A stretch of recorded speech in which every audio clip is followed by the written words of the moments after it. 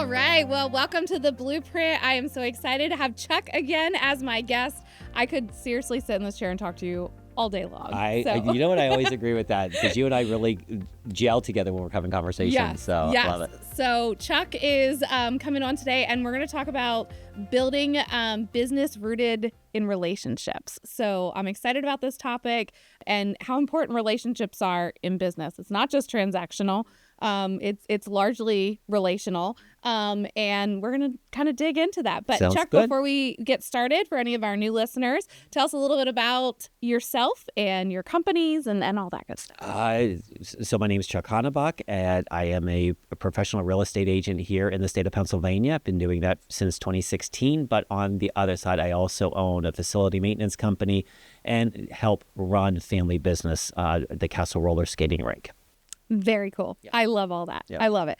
And 3 totally different businesses. 3 totally different businesses, 100%. But it all circles around in the relationship. It really does. I mean, it really does. So it's cool because you're going to come from a couple different perspectives on this topic, which is very cool. Yeah. So the first question, when you think about your business, what does it really mean to go beyond just a transaction? I think even though at times as business owners, we're always looking at the bottom line, sometimes you have to forgo the bottom line and say, okay, let me eat this a little bit. We've had experiences at CleanWorks where blinds got destroyed through a process. And you don't want to get into an argument with the client because that doesn't build a good relationship. You sit there and say, okay, let me replace the blind. Right. What can we do to correct something? And it really was through no fault of our own. In fact, when we took that relational type approach, the manufacturer actually said, we know that this is identified problem and we are going to replace it free of cost. Oh, wow. So by doing the extra step or the relationship aspect, it served its purpose. It served its purpose, and it's a good thing too to know for your internal staff that was a flaw from the manufacturer and that they didn't do anything wrong. Well, it allowed us also the opportunity to educate other people when they start talking about this particular blind that they had in their home. So. Right.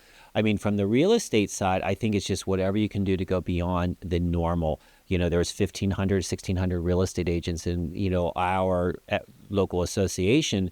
So you're looking what does set you apart, what makes you different, because the paperwork is all going to be the same. Yeah. They're written by Pennsylvania lawyers. It's the quickness of being able to help somebody get something, to take the time.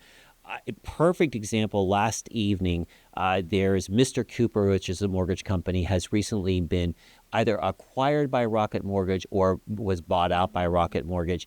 And I have a past client, and he called me, and I'm like, this is kind of out of the blue, really odd that he's calling me. I said, what's up? He said, I'm not okay. Right now in today's world, my first thought was he is getting divorced or something is health-wise is wrong. And he said, how soon could you come to my house? Oh. And I'm like, listen, I have an appointment. Yeah. But I will come as soon as I'm done. My appointment, I ended up being on the east side of Lancaster. Route 30 was like a traffic jam. And I texted him and said, listen, I'm really running far past, but I will be there. He said, thank you so much. I get to his home and he's panicking because he received a notice that his mortgage was paid off. Oh, no.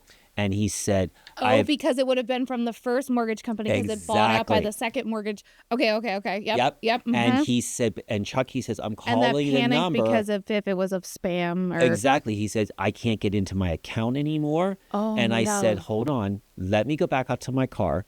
Let me bring my laptop in. Yeah. And I helped resolve that. I think that's the type of stuff that creates relationship. Yeah. But also from the aspect afterwards, I said, thank you for trusting me to get into your account to help you get this resolved. Yeah. And that to me is the relationship. And a lot of times, especially in that, they just want a real person. They want somebody who can come and just help, Exactly. They don't want to go through 17 buttons to get to all the prompts. A real person. No. But I mean, to me, to me is going above and beyond. And that to me is a relationship that such a cool that's story. Going to be burned in his mind. Absolutely. That when he does decide to move to the next home, I probably could bet my bottom dollar I'm going to be the first call. And only phone call. Yeah. Well, that's a cool story. I love that. Okay, so at what point did you realize relationships were going to be the foundation of your growth, not just sales? Well, that's such a good question. Oh, that's a deep question. That is a deep question because I don't know.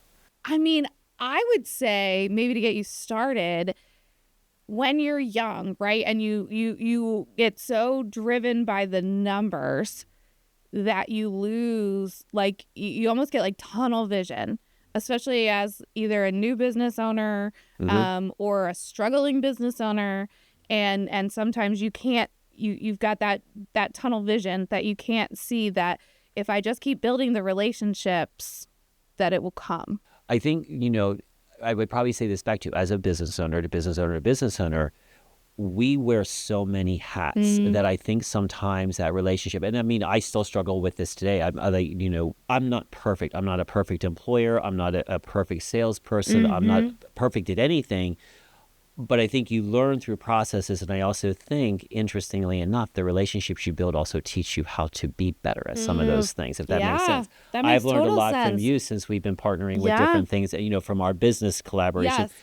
So I think but as a young person going in the business, when we're young, I'm going to say we're young and dumb, we're just looking to make the bottom line. And you don't have the actual true life experiences to come from. No. I mean, unless you come from the background that you worked inside it. Yes. You come from that. I've come from that. But I still think that, it's now our baby. And so this is how I want it to be. Exactly. So you think about those little things. And again, you also want to be successful. You don't want to be in the red. And so you're also sometimes thinking about the transaction. It's hard to get on the other side because also we don't want to lose, not from the financial side, but you don't want to lose the battle if your mental mind is saying, I'm right. Right. If that makes sense. If that does. And sometimes it's even hard when it's a contract Yes. issue and you have to hold firm to that. And you want to keep the relationship, but you also have to say, hey, we've mutually agreed upon this and this is what that looks like. I find that sometimes that's hard, in saying, here it is. And finding the balance. And if it's a mistake, then owning the mistake, right? And saying, hey, we're going to fix that. We're going to make it right. And the difference in what that looks like in the two-way street of the relationship. I think that also, it's a good point, but you're also you're also dealing with the personality on the other side. Oh, yeah. And, one of the things that I thought to myself just recently is, I don't know what their day was before this transpired. Yeah. And you don't know what my day or my weekend was like. Right. And so sometimes our knee-jerk reaction may not be truly what it's been. And so I think there's so much that builds into that whole client relationship. And hey, and I think the longer you interact with that person, it can't just be a one-time conversation. I think you have to interact with them, or you've got to get to learn and feel who they are and how they operate, because then when those, I don't know the word faux pas would be right, but when that happens, you have context that's something's happening or brewing that is not the normal Megan. Yes. You know what I mean? That, okay, something's happening. And maybe that's where I, as the non-business person, so to speak, I've got to step out of the business owner role and say, Megan, do you and I need to go get coffee? Do we need to grab a drink and talk? Maybe there's something mentally or emotional going on that you just really aren't comfortable just blurting out. Right. And I think that's relationship building as well. Yeah. Whether it be between employee and employer, be it client and, vendor. And I think that's what it's all about. I think we've, as a business owners, we sometimes forget all of that, and I'm guilty of it. And sometimes the noise in our head is just so stinking loud. Yes, exactly. And and all the hats that we wear, and just saying, okay, I'm gonna put the phone down. I'm going to close my laptop. Yep. Talk to me. What's going on? So, what is the difference between someone who is just a client and someone who has become part of your long-term network? That's a good question. And actually, I really do look at this. I think I see this more just because I'm, predominantly working in my real estate business and other people are running the companies. It's the connection through the interactions that we have. What do we click on? Some people are more open and aren't as guarded with their personality or their whole personal life. And I think the more that they're open, that's the more I dig into it more. I want to learn more about you and what are your likes, what are your not likes. So that, hey, if I see a special moment, hey, here's your birthday card or something. Yeah, if that makes sense. just acknowledging exactly. it, I feel like. And I feel like you also can understand as you're developing a relationship who wants a long-term relationship that wants to be part of that network and who is truly here to help with a specific item and learning the difference between kind of the two of that.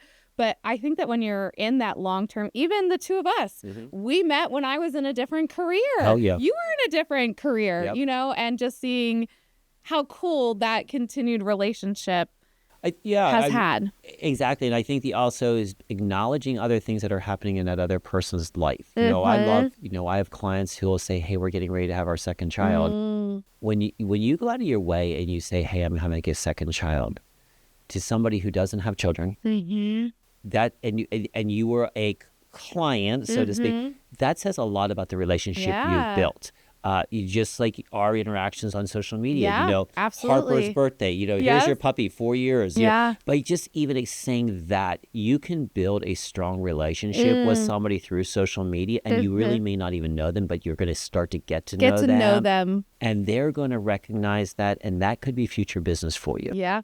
So I have to tell you an adorable story. Go ahead. So Bella now looks for you on the pickleball court every time we go to softball. Oh, but tell her it's not warm enough yet. Mr. Chuck, is he here today? Not yet.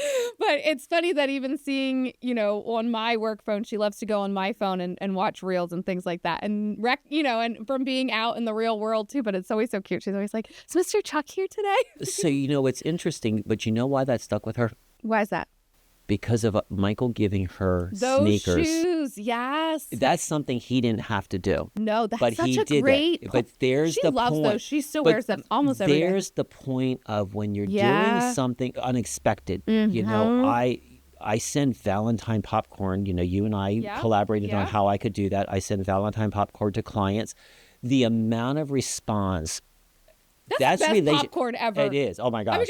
When we used it too, I got so much feedback on this popcorn. But that's the thing. It's like those touch points are what build strong relationships. And I think a lot of businesses look at that as a bottom line expense. I was guilty of that as well. Don't get me wrong. Even from an employee's perspective, we have to look at what do you do to keep the employee. Yes, we're paying them. We expect them to be there. But what else can you be doing, especially in the one company right now, as we're moving to direct deposit? I'm saying we are not going to see them every week like we used to. So what are we going to do to engage? Keep that engagement. And so Valentine's was one. We asked them to do additional popcorn for us so we could give that to them. And so, okay, cool. What's going to be the next thing? Yes. So that's what I believe builds stronger relationships. I agree. I totally agree with that. So hopefully I answered your question. You totally answered my question. It was fantastic. Okay. So how do you build trust with someone before they've signed a contract? How do you build that relationship on the front end? And even think you and I are very... we're very much alike, that we love to have great real relationships. But sometimes the networking or the establishing relationships isn't necessarily something that brings us immense amount of joy. Just that we're more reserved until we get to know you. And then, so how do you overcome that? How do you? So I've always said I'm going to go be a network co-pilot with you, but I don't do it. I know. But I think this is a prime example right here. What you're doing for you and your company, you're showing value, you're showing authority, and authority not in a negative aspect, but you're showing, hey, I'm getting to know people. I'm getting to know what makes things happen. And I think by having the context of bringing valuable information also helps bring people to you because they're seeing your stuff or whatever. And that's the same in my world as that I'm trying to build is, here's what we're talking about. It may not apply to you right now. Right. But down the road, you may, hey, I remember Chuck and Megan talking Yes. about this, and let me reach out to one of them. That's what I would say. I also think We had a client call in from Canada, awesome. and she found us by watching the podcast That's and fell in love with awesome. us. I know. So That's it was, cool. I know, it's very, but you're right. That is, I think that even for people that now have heard me speak or watch the podcast, it's neat that then they also feel Connected. warm, and connected to come up and start a conversation with me, which I love because they can see my passion for what I do. Yep. And anytime you talk about real estate, Yep. like I see the passion, and I think the other thing too is just the current client base that you and I both have. Their experience is what's going to also bring you additional business. Exactly. So that relationship so it's very secular, is that right? Full circle. Full circle moments. That's what can bring you future business. Yeah, absolutely. And you have to. One of the things I've spoken to, and I have a family relative that's in this realm. Once you build it, a lot of people stop, and there's where you start to destroy your business.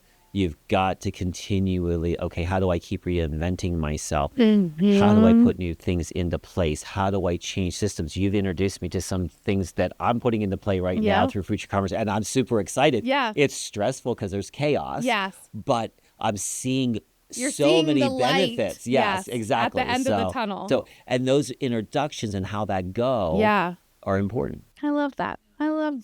All right. Have you ever seen a relationship turn into an unexpected opportunity? And what does that look like? Yes, I can put it into context with my real estate. I have a friend whose mother was being helped by Michael, and she passed away, unfortunately. But that relationship led to a listing. And I don't know. That was pretty deep. Yeah.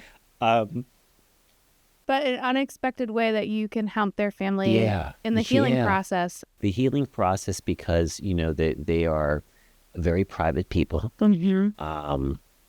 One of the children living abroad, coming home to get the home prepared, and knowing the emotional connections and wanting it to be, this is not just a sale. This is family. This is your lives. That's now being closed. This door in your life is chapters closing down. So I'm sorry for getting emotional, but it's just it brought it full circle. A great way to actually say, like, that is an unexpected opportunity. Yeah. And to be able to serve in a very unique way. It was very unique. And something that was very personal to you and to your family and their family, to step in and be able to say, I can help. And you probably didn't have to say that. They probably just knew that you were going to take care of it. They reached out. They asked me questions. And, I didn't have the bond. Michael had the bond. But it was just like I was stepping into that and feeling the emotion of that. So that's how that... I'm trying to think if there was any others from that I, from other experiences. Nothing I can think of that. That one always has stuck in my mind. I mean, but that's such a... It is the perfect example of what that looks like. It's very cool. I mean, I know. I get it. And I'm sorry, I got like a little emotional there, but it just hits me every time. It does. I can remember showing that house even, and actually driving down the driveway, and it would always be like a gut punch, always. And the second time I had to sell it, same thing, except it didn't go as well. Yeah. So. Yeah. I mean, I even think about now my grandparents. Their houses went up for auction. But like, I remember being a teenager and driving to the auction and watching the sale and being like, it's closure. This is it. Yeah. This is the end of that chapter. This is the last time I'm going to pull in this driveway. And I think having, whoever the auctioneer was, that's a good example, basically what we were talking about earlier. Yeah. Yes, it's a transaction, but that emotional connection of what you and your grandparents and your family, your parents are going through when you're closing that door. Yeah. How do you relate to that? Is it all full bore, it's business, or wait a minute, let's step back. Yeah. If you think about it, the funeral business, I you know. really have to think about the relationship because yes, they're paying you, but you're dealing with a very emotional aspect. And if you come across as, hey, it's $4,000 for this casket, it's this, Yep. you're not building the relationship, and not you're not even. going to get the referral because it's so cold. Right. And so that would be the best And analogy. I think even for that in the auction space and the funeral space, like I know when my parents are at that where we're going to go because I've already been there, Right, and I know what that experience looks like. Yep. And that would be, they treated our family Right, well. exactly. And there's the relationship right Correct. there. There you go. And to think about that, you weren't a direct part of that transaction. You were the child watching. Right. But now when that relationship changes and I'm the one that's I know that they're going to treat my siblings and I the same way that they treated my parents. And so it's memorized. That experience is memorized. It's so right. So right. So for newer entrepreneurs who feel like they don't know anyone yet, how should they get started? So I've got this business. I'm really excited. I don't want to be that person that comes across that I'm like, bang, bang, bang down my friends and family. You know what I mean? Like we've all met those people. Because I need to know more about you than you need to know about me. That's a good answer. Okay. I need to know what you are about. I see this in the real estate industry a lot right now. And you know what? There's a saying in the industry, when it becomes about the commission check, you may as well hang it up. Okay. Yes. What do you get into business for? Because you're trying to make money. You're trying to pay your bills. Yes. But when that becomes the first element of everything, you're going to lose. I say, and even as networking, you have to ask questions about them. At some point in time, naturally, they're going to say, so what do you do? Then you can give a little bit. I think that would be the biggest thing. You need to find out what other people do and how can you help build their business.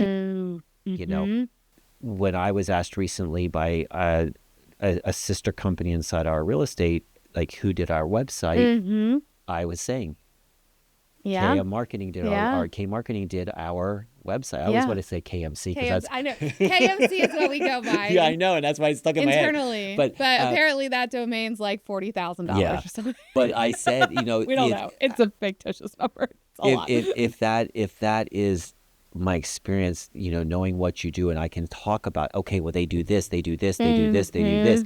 Knowing what another person does, you can help build their business. Yeah. That will not come back maybe today or tomorrow. Right. But eventually it will. Absolutely. So we can even use the example in that about getting yourself out there and just learning and meeting new people, even with the situation in your business right now that you needed support from another professional. And I have gotten great support from that professional and being able to just say, no, like call this person. I'm going to send an introductory email. And that goes so far. And that's the thing. And so I think younger people, don't understand the power of networking. If you want to timestamp it, I say it's COVID. That where networking really changed boundaries because everything became Zoom meetings and stuff like that. You don't get the same benefit. Or, Google Meet. And I think that's another aspect that younger people are missing is, hey, let's set up a Zoom meeting. That works. But I don't think that's the initial start out. I think it has to be one-on-one because you have to get the feel and understand who they are. And I would even say as much as example in my life, being around other parents all the time, right? I have gotten clients from that. And it's not because I said, hi, I'm so-and-so's mom and I am a marketing agency. Right. It has come because I am genuinely not in my phone, right? And I'm meeting and engaging with the other parents. Exactly. And they might not need it, but they might know that their employer needs it, or they see somebody on Facebook, and even those are great, but it all just comes from just being out there and being involved. Yeah. I mean, I would starting conversations. Yep. I would say to any young person, if you have children, this is horrible the way it's going to come out. Yes. Use your children as a means of being able to network. And I don't say it as use your children in a negative way, but it's the perfect opportunity for you to learn about other people. Absolutely. And also show your dependability. Yeah. Because as a mom, Yeah. there's snack bars, there's parents clubs, there's who's doing this, who's taking the kids, who's picking the kids up. By showing the fact that you're a doer and you are a dependable doer, Yes. that says a lot when they're also saying, oh, do I want to recommend Megan's marketing company? Yeah. There's like, I think a lot of people miss the whole line of how it all means. You know, as you were talking about that, 2 of my employees, I met they're baseball moms. Okay. That have been teammate moms of my son. And, that's cool. And they work here now. There you go. There you go. So there's twice a prime example. And those weren't instant things, you know, but established relationship, opportunity became available. And, you know, you've already gotten to know that person. Yes. You've gotten to know their family. You've got, you know, like all of those things that just make them potentially really great candidates Exactly. from that aspect too. So that's pretty cool. So, okay, if someone listening today wants to build their business rooted in relationships, what's one action item they can take this week? Tangible action items. Tangible action item. Go out and meet somebody new. I know. That's what I was thinking I mean, too. that's the only thing I can think of right off is just go out. You know, even in the grocery store, talk to the person in front of you. I know as a society, we have started to shut down in the fact that we can talk to our neighbors. You think about neighborhoods. Years ago, as kids growing up, we were outside playing all the time. Now you don't see kids outside playing. They're behind the tablet or whatever, or behind the screen. It's kind of that same element. You've got to get out there. You've got to force yourself to go out there. And I know that most people say I'm an introvert, you know, and when they're describing themselves. We're all introverts in a lot of ways. It's how do you stretch your boundary and say, okay, I've got to force myself to do this. And by doing it more and more and more, I'm going to get better at it. Yep. And then all of a sudden it just becomes a natural thing and you start getting invited to different networking things and you start doing those things. That would be probably my thing to anybody new is start talking to people. Yeah. I mean, and one of the things, and I'm sure that you do this too, I keep business cards in my wallet, in my little crossbody. Yep. And do I give them out to everybody I meet? Absolutely not, you know. But when the conversation heads that direction or somebody, I mean, I have had situations where I've been at something at school or something and somebody was like, hey, do you have your card? And I'm like, sure. And like, you know, and then they're, you know, but just being prepared. And that didn't happen instantly. It happened because that relationship was built and now they know what I do and they thought of me, you know, and I mean, I have actually met people in the grocery store and it had nothing to do with me walking up and being like, hi, stranger, I own a marketing agency. It is just organic smiling. Exactly. As you walk past somebody. One of the big things that I say all the time is that you will never grow your business in the confines of the 4 walls of your office or of your home office. You have to get out. You have to get dressed and you have to go meet people. I think the other big element I would probably say is you have to be a good listener. Yes. You have to listen. You have to listen to what their business is about. You have to listen to know what the right questions that are asked. You have to listen so that when you are talking to somebody else, you know what this person over here said is that work. You know, my situation in real estate, I've always got business cards with me. And if we're talking about various things as strangers, I'll say, hey, if you ever, here's my card. If you ever just want to sit down and talk, no pressure. Yep. That's the thing you're building and you're showing, hey, I'm here for you. Right. Not telling you have to use me. That's the thing. And I think I love that. The open-ended part. Have a conversation with me, you know, and I think that people feel more comfortable that way too. Instead of saying, I have a question, like I just have a question and I'm afraid if I ask her that question or him that question, that it's going to be like, do you want to go into contract? Do you want me to come out and do an appraisal? Do you let them just ask the question and then say, you know what I mean? Like knowing that they can just ask the question and it might be a couple of years, but then they know that you answered the question and when that situation arises. I would say you also don't be afraid to give away free information. Okay? You're not giving the farm away. Yes. But giving the advice, you know, things that you guys do here is like talking about those things. That builds credibility of who your character is. That builds credibility. Okay, hey, let me go back. Now, granted, you have to figure out in your own business model, when's that fine line stop? Right. But you still have to be willing to do that, because that gives you she understands what my need might be. Right. And I think that even that in the listening and understanding is what I'm offering that person is not going to look the same to each person. You actually have to listen, learn what they need. And usually what they say up front is that they need is not actually what they need. Exactly. And you've got to, ask the right questions and establish a relationship so that you're able to help them. Right. And be there when they need it. Yeah. And stay in touch with those. When you network there and you are meeting a person, make sure that you're linked in with them. I'm horrible at that. I'm talking about it, but I'm horrible at it. But you have to make points to connecting with them along the line. It can't just be one meet and greet. But you are very good at social media and commenting on things. I try. I do. Like, you are very good at, I always am like, Chuck is the sweetest.